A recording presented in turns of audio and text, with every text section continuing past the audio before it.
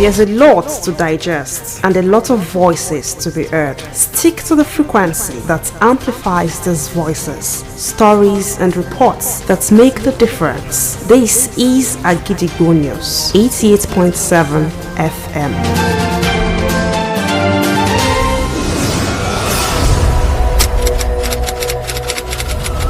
This is Kunle Amzat Studio, Akojopo 88.7 FM.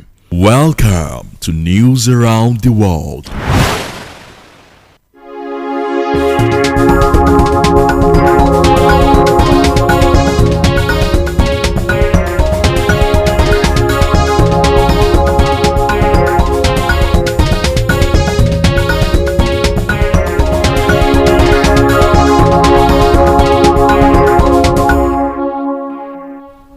A very good evening to you and you're welcome to News Around the World on the most listened to radio station, Akojopo 88.7 FM Ibadan. I am Wuraola Yusuf. The headlines: Federal government shuts down over 13 million social media accounts for offensive content. Oyo State government charges traditional leaders to promote indigenous culture to younger generations, a global community.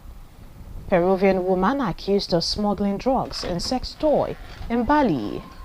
The Tigers in high-octane quarter-final clash with Senegal. And now the details. The federal government has closed down about 13,597,057 social media accounts for offensive content and violations of the code of practice by users of social media platforms such as TikTok, Facebook, Instagram, and X, formerly known as Twitter. The government action was contained in a Code of Practice 2024 compliance report submitted to the government by promoters of interactive computer service platforms, issued jointly by the Nigerian Communications Commission (NCC), the National Information Technology Development Agency (NITDA), and the National Broadcasting Commission (NBC). In a statement signed today by the Director of Corporate Communications and Media Relations of NITDA, Haji Adiza Omar, the government said a total of 58,909,112 offensive content were taken down from various platforms. Haji Omar recommended Google, Microsoft, and TikTok for their continued compliance with the Code of Practice for interactive computer service platforms and internet intermediaries. Also noted that 754,629 were registered complaints, adding that 439 content were removed and re-uploaded following appeals by users. Haji Omar said the submission of this report marks a significant step towards fostering a safer and responsible digital environment for Nigerian users. The Oyo State government has charged traditional religious leaders and other stakeholders to make indigenous culture and heritage attractive to younger generations and the global community. Governor Seyi Makinde gave the charge at the Sheshe Day celebration held at the Lagos Salami Stadium at Damasingba, Ibadan. Akojopo FM News correspondent Oluwapemi Bamidele was at the event. Here's the report. The Oyo State 2025 Isheshe Day celebration was celebrated in a grand style as thousands of traditional worshippers in the state converged on Lagos Salami Stadium at Damasingba, Ibadan in commemoration of the Cultural Day in the state.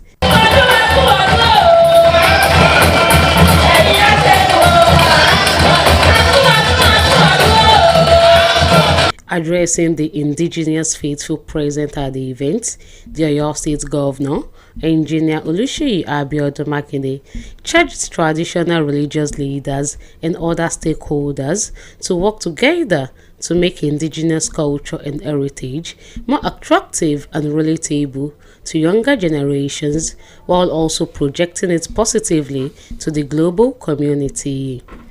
represented by the Commissioner for Culture and Tourism, Dr. Wasiu Olatunbosun. Governor Makinde noted that this will not only preserve tradition but also increase its acceptability in practice. Governor Makinde highlighted the administration's efforts in accommodating and preserving traditional heritage, citing the UNESCO enlistment of the Shango Festival in 2023, a first of its kind in Yoruba land. While addressing religious leaders of continuous support, Governor Makinde charged them not to relent in praying for his administration. In their welcome addresses, the Araba Olu-Isheshe of Ibadan land, Araba Ifalere Odegbola, the Are Isheshe of Oyo State, Chief Omikumi Egbelade, described this Isheshe as a part of peace, tolerance and respect for humanity. Our gathering today is more than a celebration. It is a declaration that Yoruba culture and tradition is alive, displayed and relevant. A declaration that misconception and distortion of our faith shall no longer overshadow its beauty, wisdom, and divine essence. The traditional leaders acknowledge that the present administration's tireless efforts in accommodating traditional worshippers and promoting religious tolerance, noting that unity is essential for preserving traditional heritage. The event featured parade and performances of Orisha colors, including Onifa, Babalawo, Oloshu, Olobatala, Oniyemoja, Ogboni, Ilegun, Onishango, Gelede, amongst others.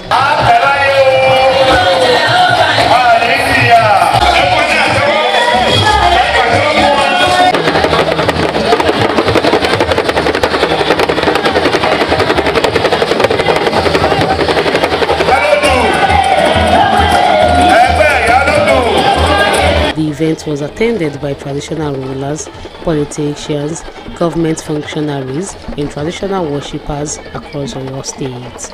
Oluwapemi Bamidele, Agidigbo FM News. Speaker of the Oyo State House of Assembly and Chairman, Conference of Speakers of State Legislators of Nigeria, Right Honorable Akojopo Iroyin, has extended heartfelt congratulations to the former Governor of Oyo State, High Chief Senator Rashidi Adewolu Ladoja, on his official confirmation and approval as the 44th Olubadan of Ibadan land. Right Honorable Iroyin described the elevation of Oba Ladoja as a momentous development that blends royalty, experience, and statesmanship, adding that Ibadan land is set to witness a new chapter of peace, wisdom, and progress under his reign. In a statement issued by his media office, the Speaker commended Governor Seyi Makinde for granting prompt approval to the nomination by the Olubadan Council for upholding the cherished tradition of the Ibadan chieftaincy structure, and also lauded the Ibadan traditional succession process, calling it one of the most peaceful, organized, and credible royal transition frameworks in Nigeria. Right Honorable Iroyin further acknowledged Oba Ladoja's remarkable contributions to Oyo State and Nigeria as a whole, concluding by calling on all indigents and residents of Ibadan to support the incoming monarch and actively participate in the forthcoming coronation ceremony scheduled for September 26, 2025 at Makbo Hall, Ibadan. Al-Aqsa Nigeria, Ibadan branch organized its first award press conference on the humanitarian crisis, starvation, and a call to end the genocide in Gaza. Agidigbo FM News correspondent Khadija Abdulrahman present details of the press briefing. Hikma Hamza brings the report. World leaders are once again being urged to take decisive action toward ending the long-standing Israeli-Palestinian conflict. The call came today during a world press conference organized by Al-Aqsa Nigeria, Ibadan branch, held at OTM Islamic Center, Iwo Road, Ibadan, where voices united in demanding a lasting solution to the Israeli-Gaza war. The war in Gaza was triggered by Hamas's 7th of October 2023 attack on Israel, which killed about 1,200 people and saw to 51 others taken hostage. Israel's offensive has killed more than 61,000 Palestinians. This, according to figures from Hamas-run Gaza Health Ministry, which the UN considers reliable. Meanwhile, the executive director of MIRI, Professor Isaac Akintola, it is time world powers stopped pretending and stand firmly for justice. Most especially, Nigerians leaders should help advocate for justice for the Palestinians. We are not holding projects. We are crying out. We are saying free, free, free Palestine. Free, free, free Palestine. We are agitating. The Muslim Congress in particular and other Islamic organizations have organized series of protests, peaceful protests, because Muslims are peaceful people and Islam is a religion of peace. According to the President Council of Ulama, Supreme Council for Sharia in Nigeria, Sheikh Abdul Fattah Sani, ignorance and lack of understanding is a key factor for those taking sides and making it a religious war, adding that purpose of the creation of United Nations are being defeated.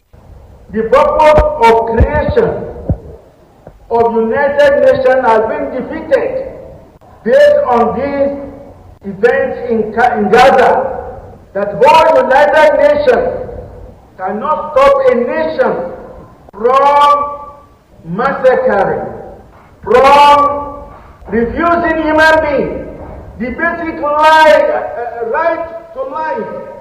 From the beginning of this war, one of the leaders of Israel said that we should avoid them to have water, food, medicine. All these are basic things that God, Allah, has given to mankind. Also speaking with journalists, scholars from different spheres of life appeal to the world in various languages, most especially Nigerians, to rise and support the advocacy to put an end to the war in Gaza. It's calling the conscience of the world leaders to use the power that God has provided. However, an Islamic scholar, academic and politician, Professor Abidin Olaitan Olaiya, appealed to influential nations such as Britain, France, and Nigeria to leverage their diplomatic weight for the cause of peace. Two-state solution is the only way to end this bloodshed and restore dignity to the war. More than 10 or 12 protests have been held in this year alone over this issue. Yet the Nigerian government went ahead to sit at table to ignore, drink tea, eat chicken with murderers, assassins, champions of apartheid, Israel. And of course, when we talk of security, Nigerian government has now been, we must believe that the Nigerian government on security issues with Israel is inviting Mossad. Palestine, Gaza, Ọlọ́run sì ní gbogbo wa náà. Ọlọ́run ó lo ìjókòó ìgbé sábàbí láti fi ta wọ́n jí. Dalilin haɗuwar mu a nan shi ne yin kira ga 'yan uwa gaba ɗaya. Abubuwan da suke faruwa a Palestine, wanda Isra'ila take tana kashe yara da manya, mata da maza, wanda ya kamata duniya gaba ɗaya ta fito ke tirace domin Palestine akan abubuwan da ke. The gathering concluded with a strong appeal for urgent intervention to enforce peace agreement, adding that the silence of the global community regarding press freedom and human rights in occupied territories around the world must stop, and it is time for action, not sympathy. Hikmat Hamzat, Agidigbo FM News. And now it's time to link up with our United Kingdom studio for the foreign news. Agidigbo FM, United Kingdom. I am Olushola Damilola. A Peruvian woman has been accused of attempting to smuggle $70,000 worth of cocaine and ecstasy into Bali, concealed in her underwear and a sex toy. The woman took a flight from Barcelona, Spain, to the Indonesia island with a stopover in Doha. She was stopped by custom officials who felt she was acting oddly at the international airport on 12th of August. The 42-year-old, who was only identified by her initial, confessed she has been paid $19,000 to smuggle the drugs into Bali by someone she met on the dark web in April. Indonesia is known for severe punishment on any drug smuggling and has previously executed many foreigners. Although she has been charged under Indonesia's drug law and if found guilty could face death penalty. Mexican authorities are investigating the discovery of 6 severe human heads between the central state of Puebla and Tlaxcala. Puebla accounts for 3.4% of the 14,769 internationally homicide recorded nationally from January to July, while Tlaxcala recorded 0.5%. The location of the two states is about 100 kilometers from Mexico City, and the authorities acknowledge that due to their geographical location, they face many problems, such as movement of criminal groups dedicated to drug trafficking, human trafficking, and theft. And that ends the news. From Kunle Hamzat Studio, Agidigbo FM, United Kingdom, I am Olushola Damilola. And now the exciting world of sports. After an imperial start to their 2025 Afro Basketball Tourney, where they recorded 3 victories in 3 matches at the group stage, the stage is set for a heavyweight clash between the Tigers and the Lions of Senegal in the quarterfinal of the tourney in Luanda, Angola, while the Nigerian side secured their quarterfinal ticket by thumping Cameroon 99-90 to top Group B. The Senegal booked their spot after defeating South Sudan 78-65 in the playoff round. The Lions boast a rich history in the competition with 5 championship winning medals from 1968, 1972, 1978, 1980 and 1997, 6 silver medals and 5 bronze medals. This year marks their 30th AfroBasket appearance. The Tigers are making their 20th appearance at the tournament, which they won gold in 2015 after picking silver medals in 1997, 1999, 2003 and 2017, and bronze in 1995, 2005 and 2011. History tilts the game in Nigeria's favor. The last time these two sides met in the knockout stage was the 2015 AfroBasket semi-final, where the Tigers ended Senegal 88-79 after overtime before going on to win their first ever championship by defeating Angola in the final. The game between the Tigers versus Senegal is scheduled for 7 p.m. Nigerian time today. Before we end the news around the world this evening, here are the headlines again. Federal government shuts down over 13 million social media accounts for offensive content.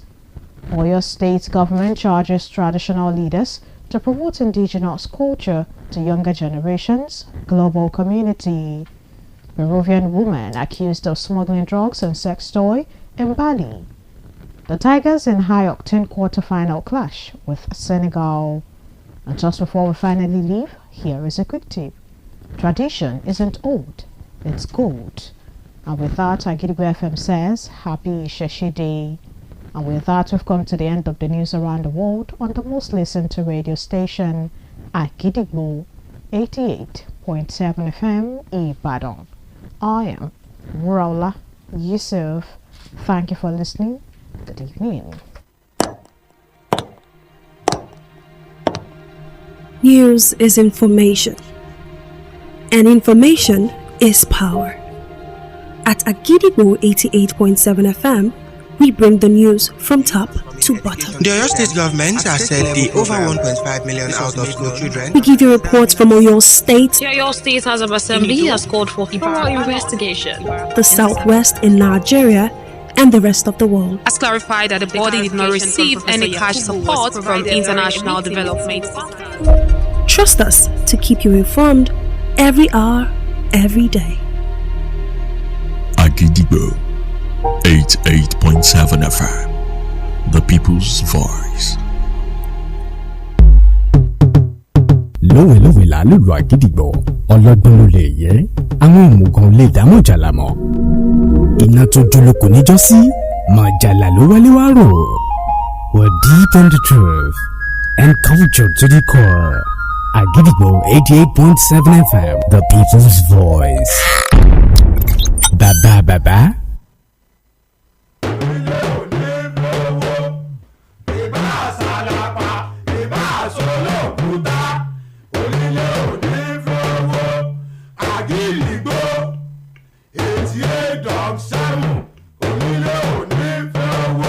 jẹ́jẹ́ ńlá gbọ́ sun òrìṣà oko ìyá kò gìrìgbà èèyàn tí ó gbà Ṣàngó tí gbó ti jù ní ó mọ̀ ìròyìn tó gbà lè gbòkó tí ò lẹ́jà ń bá kàn nínú iléeṣẹ́ rédíò Àgídìgbò lẹ́ ó ti gbọ́ kárí àgbáyé ni wọ́n ń gbọ́ wá tilé toko làágbèjò.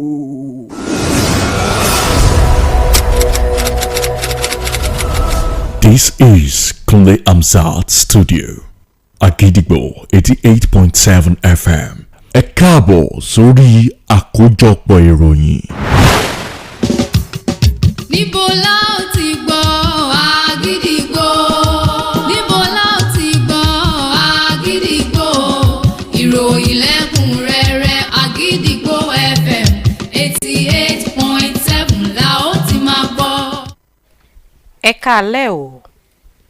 Àkójọpọ̀ ìròyìn wa rèé fútalẹ́ òní láti iléeṣẹ́ rédíò Àgídìgbò 88.7 FM Ìbàdàn. Ìkànnì àkọ́kọ́ táyé ń gbọ́ jù lórí àtẹ ìgbéléwọ̀n Adéníkẹ́ Ṣọlá ló níròyìn yìí. Ṣáájú ẹ̀gbọ́n kókó tó wà nínú àkójọpọ̀ ìròyìn náà. Ìjọba àpapọ̀ ti fòfin de lílo àsùnwọ̀n ojú òpó ayélujára bíi mílíọ̀nù 13 fún ṣíṣẹ̀ sí òfin tó de lílò rẹ̀. Ìjọba ìpínlẹ̀ Ọ̀yọ́ rọ ìṣèdarí àwọn oníṣẹ̀ṣe láti mú ọ̀rọ̀ ẹ̀kọ́ àwọn ọ̀dọ́ ilẹ̀ yìí nípa ìṣẹ̀ṣe àti àwùjọ lọ́kùnkúndùn. Wọ́n fẹ̀sùn gbígbé egbòogi olóró wọ ilẹ̀ baálé kan ọmọbìnrin kan láti ilẹ̀ Peru. Ikọ̀ The Tigress yóò gbéná wojú ilẹ̀ Senegal níbi ìdíje méjì sí àṣekágbá. Ìròyìn ọ̀hún rèé lẹ́kùnrẹ́rẹ́. Ìjọba àpapọ̀ ti gbé àwọn ojú òpó ayélujára tó ń lọ bíi mílíọ̀nù 13 ó lé díẹ̀ ti pa fún ṣíṣẹ̀ sí òfin tó de lílo ojú òpó ayélujára àti fún àwọn ọ̀rọ̀ àlùfàǹṣá ní àwọn ojú òpó ayélujára bíi TikTok, Facebook, Instagram àti ojú òpó X tí ọ̀pọ̀ èèyàn mọ̀ sí Twitter tẹ́lẹ̀. Ìgbésẹ̀ ìjọba yìí ló wà nínú àbọ̀ òfin eléyìí tó de lílo ojú òpó tọdún 2024 èyí tí wọ́n gbé lé ìjọba lọ́wọ́ tó sì jẹ́ alájùmọ̀jọ̀bọ̀wọ́lù láàrin àjọ tó ń rí sí ọ̀rọ̀ ìbáraẹnisọ̀rọ̀ nílẹ̀ yìí NCC, àjọ tó ń rí sí ìdàgbàsókè ìròyìn lágbọn ìmọ̀ ẹ̀rọ NITDA àti àjọ tó ń rí sí ọ̀rọ̀ àwọn iléeṣẹ́ ìgbóhùnsáfẹ́fẹ́ nílẹ̀ yìí NBC. Nínú ọ̀rọ̀ tí alákòóso fẹ́ka ìròyìn fájọ NITDA Hajiya Hadiza Umar tó fi léde, ó ní àwọn ọ̀rọ̀ àlùfàǹṣá bíi mílíọ̀nù 62 ó lé díẹ̀ ẹni wọ́n ti mú kúrò láwọn ojú òpó lóríṣiríṣi. Hajiya Umar gbé òṣùbà káre fún iléeṣẹ́ Google, Microsoft àti TikTok fún bí wọ́n ti ṣe ń tẹ̀lé àgbékalẹ̀ òfin ilẹ̀ yìí níbàámu pẹ̀lú lílo ojú òpó ayélujára. Láfikún, wọ́n ní àwọn ìwé ẹ̀sùn ọ̀rọ̀ tí kò bá ojú mu bíi 700 ó lé díẹ̀ ni wọ́n ti kọ, tí wọ́n sì yọ àwọn fọ́nrán àti àtẹ̀sọ́wọ́ bíi 400 lé díẹ̀ fún ìgbà díẹ̀ èyí tí wọ́n dá padà síbẹ̀ lẹ́yìn ẹ̀bẹ̀ wọn tán fi léde náà. Hajiya Umar ní àgbéjáde àbọ̀ yìí ó jẹ́ ìgbésẹ̀ ọ̀tun láti ṣe àfọ̀mọ́ ojú òpó ayélujára àti lílò rẹ̀. Ìjọba ìpínlẹ̀ Ọ̀yọ́ rọ ìṣèdarí àwọn oníṣẹ̀ṣe nílẹ̀ yìí àti gbogbo àwọn ẹni ọ̀rọ̀ kan láti má jẹ́ kí àṣà àti ìṣe ilẹ̀ wa parun, kí wọ́n kọ́ àwọn ọ̀dọ́ ilẹ̀ wa nípa rẹ̀ láti lè fa ojú wọn mọ́ra àti ojú àwọn àwùjọ àgbáyé lápapọ̀. Gómìnà Ṣèyí Mákindé ló sọ̀rọ̀ ìyànjú yìí níbi ayẹyẹ àyájọ́ ọjọ́ ìṣẹ̀ṣe èyí tó wáyé ní pápá àṣírí Lẹ́kan Sàlámì ní Àdámàsìgbà nílùú Ìbàdàn lónìí. Akọ̀ròyìn wa Olúwapẹ̀mí Bámidélé wà níbẹ̀. Ẹ̀kúnrẹ́rẹ́ àbọ̀ròyìn ọ̀hún rèé látẹnu Olúwaṣẹ́gun Adéṣetán. Ayẹyẹ ọdún ìṣẹ̀ṣe tọdún yìí nípínlẹ̀ Ọ̀yọ́ ló tún dùn yùngbàyùngbà níbi ọ̀kẹ́ àìmọye àwọn oníṣẹ̀ṣe wọ́n sì pé bìbà sí pápá ìṣeré Lẹ́kan Sàlámì Àdámàsìgbà nílùú Ìbàdàn láti ṣe ayẹyẹ ìṣẹ̀ṣe nípínlẹ̀ Ọ̀yọ́ tọdún yìí. Nígbà tó ń bá àwọn èèyàn sọ̀rọ̀ níbi ètò náà, gómìnà ìpínlẹ̀ Ọ̀yọ́ Olúṣèyí Abíọ́dún Mákindé ló wá ra àwọn aṣáájú ẹlẹ́sìn ìbílẹ̀ àtàwọn tọ́rọ̀ kàn láti ṣiṣẹ́ papọ̀ gbé ìṣẹ̀ṣe lárugẹ tó ń ti kí àṣà àti ìṣe wa kó gbàrà ọ̀tún wọ̀ tí ó sì jẹ́ ohun àmúyẹ àti àmúyangàn fún ìran àwọn ọ̀dọ́ tó ń bọ̀ àti láti fi kópa rere láwùjọ àgbáyé. Gómìnà Mákindé, ẹni tí kọmíṣánná fọ́rọ̀ àṣà àti ìṣe tó ń ti dàgbàsókè ìrìn àjò afẹ́ nípínlẹ̀ Ọ̀yọ́ ọ̀gbẹ́ni Wàsíù Ọlátúnbọ̀sún tó sojú fún níbẹ̀ ni gómìnà Mákindé ti tọ́ka sí pé eléyìí kì í ṣe ọ̀rọ̀ àṣà lásán o, ṣùgbọ́n tó ń ṣe àfikún ìtẹ́wọ́gbà àti ìkópa nínú àṣà àti ìṣe. Gómìnà Mákindé ṣàlàyé akitiyan ìṣèjọba rẹ̀ láti fààyè gba ìṣẹ̀ṣe nípínlẹ̀ Ọ̀yọ́ tó sì tọ́ka sí pé bí àjọ UNESCO ṣe mú ọdún Ṣàngó lọ́dún 2023 gẹ́gẹ́ bí ọ̀kan pàtàkì ọdún ìbílẹ̀ nílẹ̀ Yorùbá. Nígbà tó wá mú dá àwọn aṣáájú ẹlẹ́sìn ìbílẹ̀ lójú pé ìṣèjọba gómìnà Ṣèyí Mákindé yóò sì máa tẹ̀síwájú àtìlẹ́yìn rẹ̀ fún wọn o, tó sì rọ̀ wọ́n láti má káàárẹ̀ nípa ṣíṣe àdúrà fún ìṣèjọba rẹ̀. Kò sí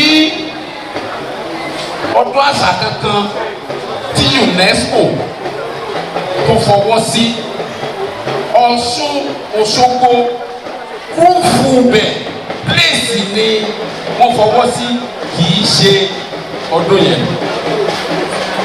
Ọdún àkọ́kọ́ tí wọ́n àkọ́kọ́ fọwọ́ sí ìpínlẹ̀ Ọ̀yọ́ ni òun náà ni World Ṣàngó Festival. Nínú ọ̀rọ̀ kíni káàbọ̀ rẹ̀ àràbà olú ìṣẹ̀ṣe ti ilẹ̀ Ìbàdàn Ìfálérè Omíkúnmi Ẹgbẹ́ládé ló ṣàpèjúwe ìṣẹ̀ṣe gẹ́gẹ́ bí ara ètò àlàáfíà àti ìbọ̀wọ̀ fún ọmọnìyàn. Nínú ìjọba kí ìṣọ̀kan wà, ẹlẹ́gbẹ́jẹgbẹ́ kí ìṣọ̀kan wà, nígbà tí ìṣọ̀kan wà láàrin oníṣẹ̀ṣe náà ni gómìnà wa lọ́kọ̀ tí alẹ́nu kan fi sọ̀rọ̀ wọ́n sì fẹ́ tí kan náà gbọ́ wa. Àwọn aṣáájú ẹlẹ́sìn ìbílẹ̀ wá gbóríyìn fún akitiyan ìṣèjọba tó ń bẹ lóde báyìí nípínlẹ̀ Ọ̀yọ́ láti fààyè gba àwọn ẹlẹ́sìn ìbílẹ̀ àti ìgbélárugẹ ẹ̀sìn ìbílẹ̀ pẹ̀lú ìtọ́kasí pé ìṣọ̀kan ṣe pàtàkì lágbọn ìṣẹ̀ṣe. Níbi ètò ọ̀hún láti rí ọ̀kan òjọ̀kan ètò àwọn ẹlẹ́sìn ìbílẹ̀ tó fi dáwọn èèyàn lárayá tó fi mọ́ àwọn onífá, babaláwo, ọlọ́sùn, ọlọ́bàtálá, oníyèmọ̀já, olórìṣà oko, ògbóni, eléégún, oníṣàngó, gẹ̀lẹ̀dẹ́ àti bẹ́ẹ̀ bẹ́ẹ̀ lọ.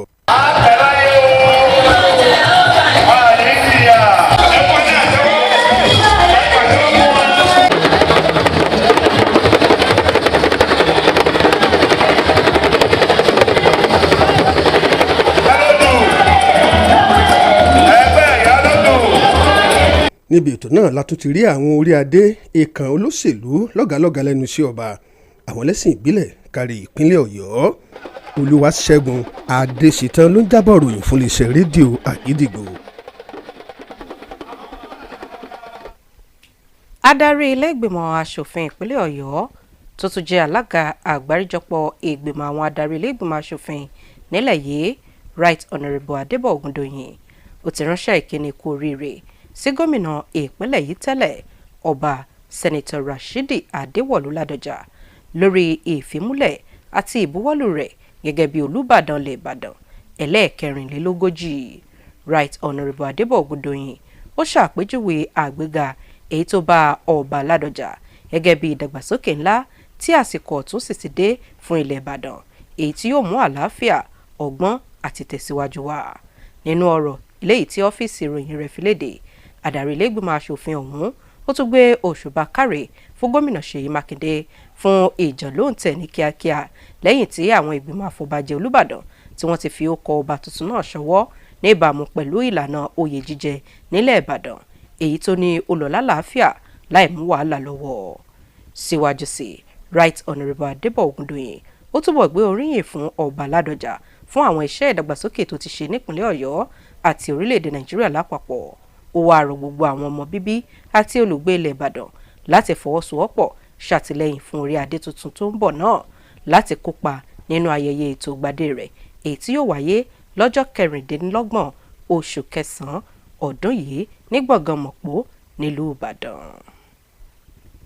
Ẹgbẹ́ Al-Aqsa lórílẹ̀‐èdè yìí ẹ̀ka tó ń bẹ nílẹ̀ Ìbàdàn wọ́n ṣètò ìpàdé oníròyìn àgbáyé àkọ́kọ́ rú ẹ̀ lórí ọ̀rọ̀ ìṣòro tó ń bá ọmọnìyàn, ebi àti ìpèsè ìmú òpin bá ìṣekúpani tó ń lọ nílẹ̀ Gaza.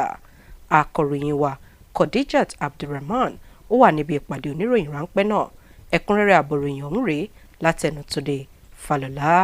Àwọn adarí lágbàáyé ni wọ́n ti rọ̀ láti gbé ìgbésẹ̀ akin ní fífòpin sí làásìgbò tó ń wáyé láàrin ilẹ̀ Israel àti Palestine. Ìpè náà ló wáyé lónìí níbi ìpàdé oníròyìn èyí tí ẹgbẹ́ Akosh Nigeria ẹ̀ka ti Ìbàdàn píyàmá rẹ̀ léyìí tó wáyé ní gbọ̀ngàn OTM Islamic Center tó wà lágbègbè Ìwòrò nílùú Ìbàdàn níbi tí wọ́n ti pè fún títàn làásìgbò náà. Ogun tó gbóná girigiri ọ̀hún ní Gaza ń ló wáyé látàrí ìkọlù tí ilẹ̀ Hamas ṣe lọ́jọ́ 7 oṣù kẹwàá ọdún 2023 sí ilẹ̀ Israel téèyàn tó tó 1,000 àti 200 ti gbẹ́mìí tí wọ́n sì sọ 2,409 àwọn èèyàn sí àhámọ́.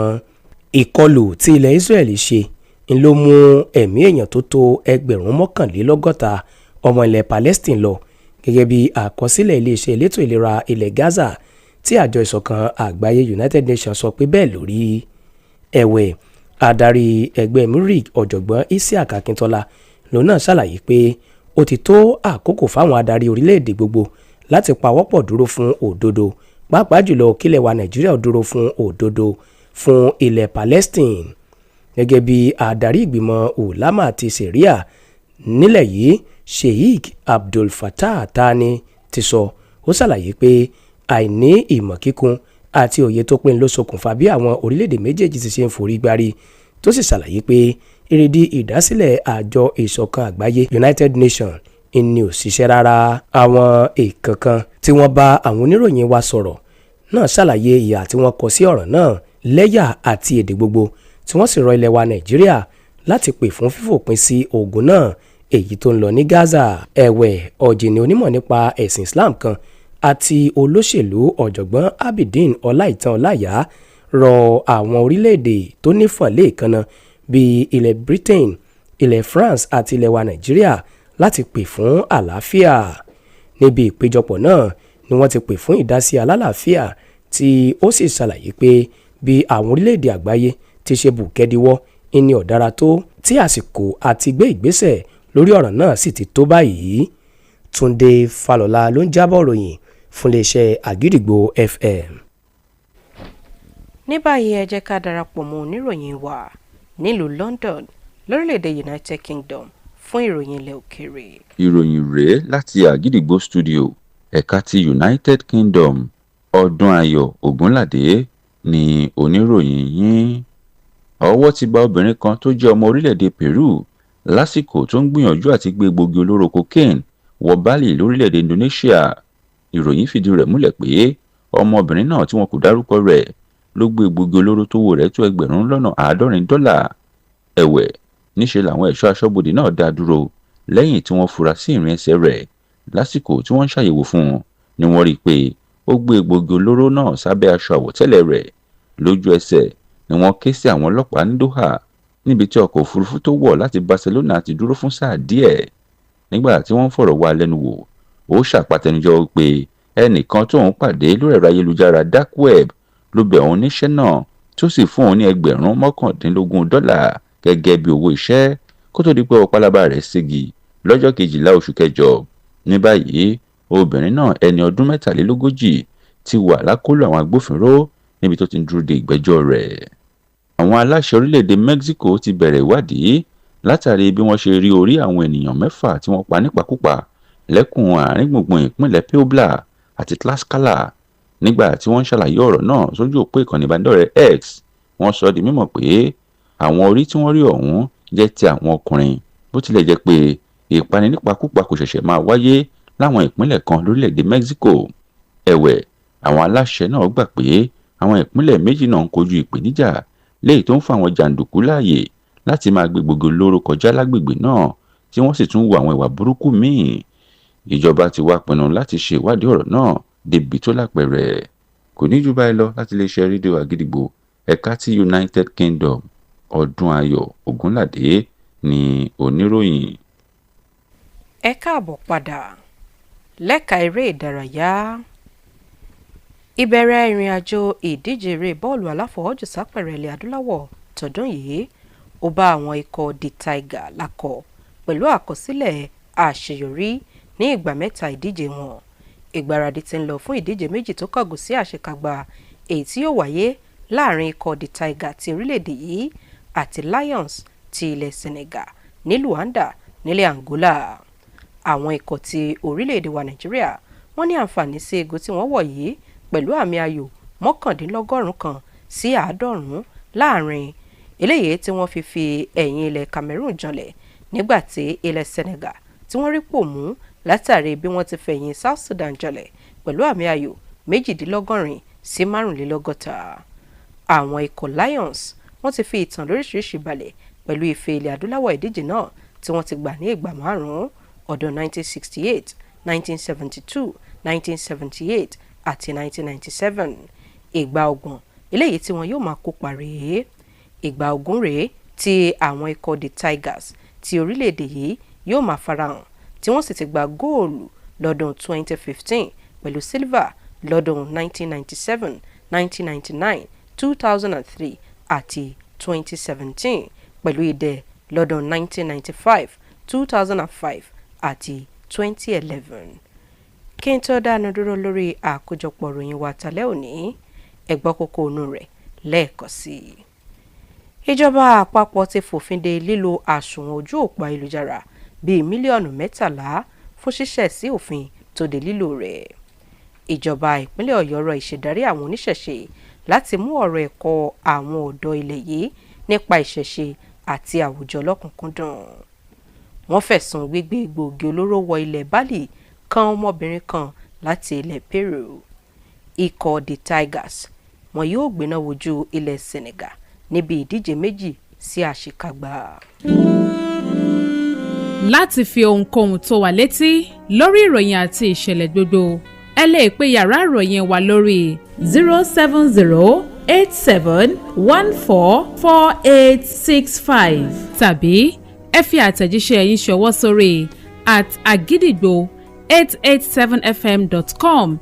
ẹ lè kàn sí wa lórí ìtàkùn ayélujára wa www.agidigbo887fm.com láti gbọ́ wa ketekete tàbí lórí app wa.